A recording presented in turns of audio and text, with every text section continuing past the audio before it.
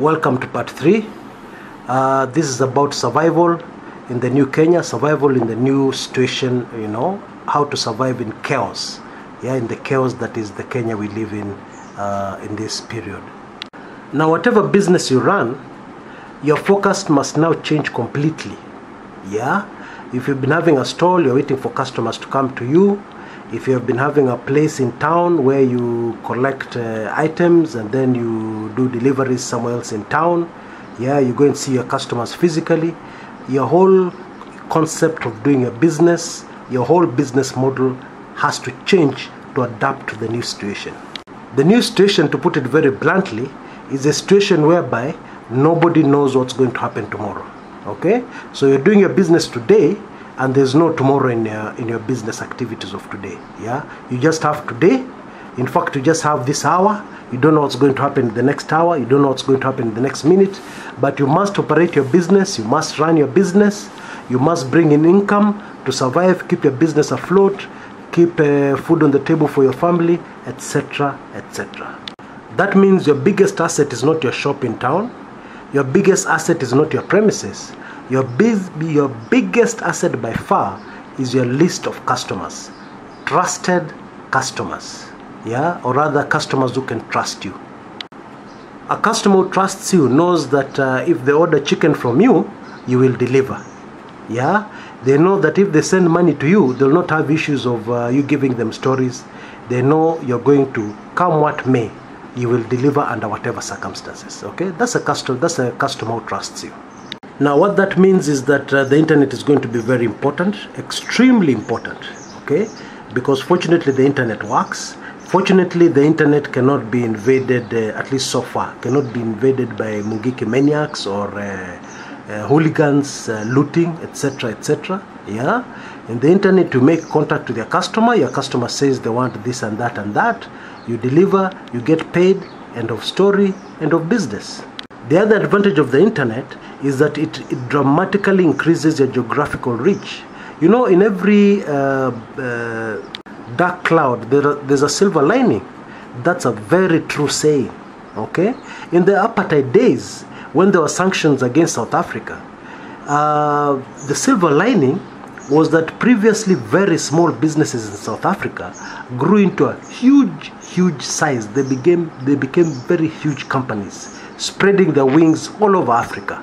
A situation that would not have happened if there was not that dark cloud of that business. Or rather, if the dark cloud had not come over their businesses.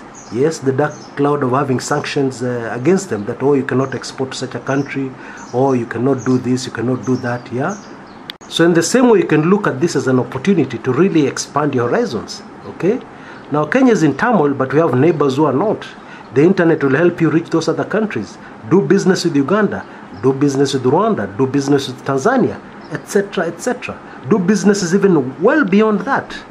And the advantage is that you can access the internet in the comfort of your home. There's no time limit. You can do it at night when it's peaceful. You can do it at any time. Okay? In fact, your business day can even be longer. A lot of people have been complaining, I sat the whole day doing nothing because there are riots in town, the shop was closed. Now there's no such excuse. You can work the whole day if you just use the technology which you already have at your fingertips, on your phone, on your laptop, on your computer. Make use of the assets that you have and change the whole face of your business and start to prosper even amid all the chaos. It is possible. It's not a pipe dream. It has been done. It will be done.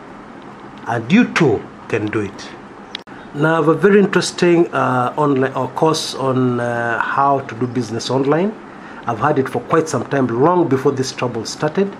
And when you go for a short commercial break, you'll be able to see something that briefly talks about that.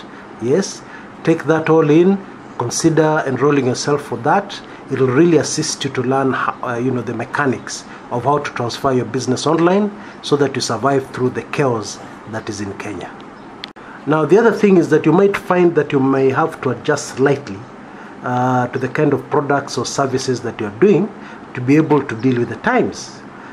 Because your customers have changed, okay, and even their preferences have changed. I'll give you a very simple basic example. He used to run a clothes boutique. He used to have beautiful clothes for ladies, yes, and you'd rely on them to come down to your boutique. You know, it's part of the shopping process. They try out, you know, they're with their friends, you know, they're out in town, you know, doing window shopping, you know, it's a whole joy, okay? But now that may not be very possible because of the new situation we have in the country, yeah, where anything can happen at any time, yeah. So now you'll need to take the boutique to them. Now your customers may not be able to come down to town, but are they still going to social places? Maybe for a cup of tea in the evening, for a drink or something like that, yeah. Now I know this boutique which had a very interesting strategy whereby they offered to do free fashion shows for certain entertainment spots. You know, just a brief fashion show where they'd show off their clothes and so on and so forth, yeah. They just interrupt the program, you know. Obviously entertainment sports have music and all that, or soccer, whatever's going on, yeah. So they interrupt the program for only 5 to 10 minutes and they have a kind of free fashion show. People walk through, you know, people enjoy the show. If somebody sees something they like, they make inquiries, they book an appointment, blah blah blah, they get it made. So you can probably take that up, book an appointment, and then you know, actually they choose what they want and you actually deliver it, yeah, and it works out. You've done business and they've not had to come down to your boutique. They've not had to risk their lives driving into town to come to the boutique to choose something, and they've seen something they like and business done. That's just one example. You can get creative and apply this to virtually any kind of business you can think of. Now we'll go for a very short break. When we come back, we'll tie this up.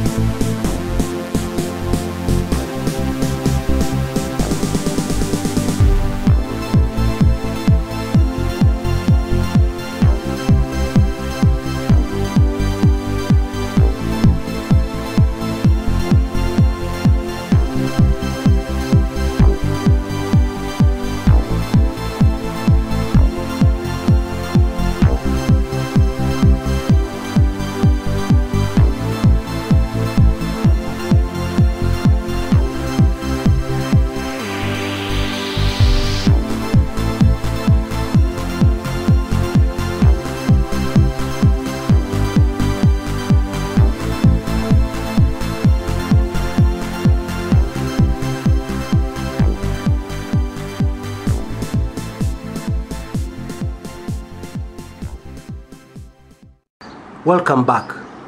Now, I just want to conclude this recording with a very important point, especially for those who are in business.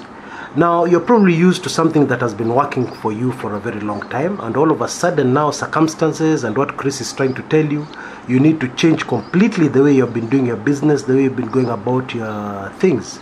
I know it's going to be very tough.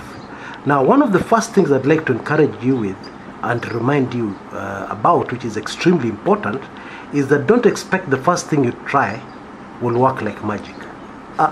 It doesn't work like that. Failure is part of success. In fact, success is solving a series of problems until you reach success. Yeah, you'll try something, it won't work. Analyze it, why did it fail, blah, blah, blah. Do something else, and so on and so forth, till you hit success. The rule, the golden rule, no matter how hard it gets, never ever give up. Yes, because success is just around the corner. Yeah. Now, let me just quote one of the most successful business people of this century. Yeah, the people behind the famous Google engine, Google search engine. Everybody knows Google. Yeah. Well, here it's supposed to be pronounced Google. Now, these two guys, Larry Page and Sergey Brin, are very, very successful. They run a multi-billion-dollar, not shilling, yeah, company. So they should know something about business, right? Now, this is what Sergey Brin says. The only way you're going to have success is to have lots of failures first.